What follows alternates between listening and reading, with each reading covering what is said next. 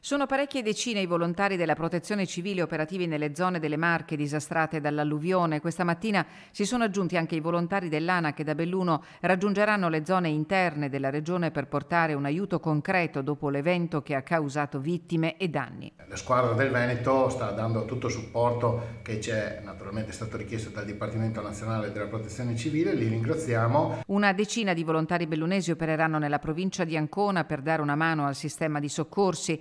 Alla richiesta di attivazione da parte della Regione Veneto hanno risposto i gruppi di Protezione Civile di Auronzo, dell'Ana Belluno, AIB Sospirolo e Antelao di Pieve di Cadore.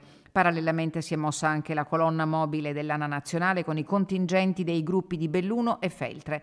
Nella giornata di ieri i volontari hanno preparato le attrezzature richieste, scavatori con pinza per tronchi, mini pale, camion ribaltabili, pompe e moduli dell'antincendio boschivo. Abbiamo una sessantina di volontari che sono a Senigallia con 39 mezzi, di cui 13 sono autocarri e 10 macchine operatrici.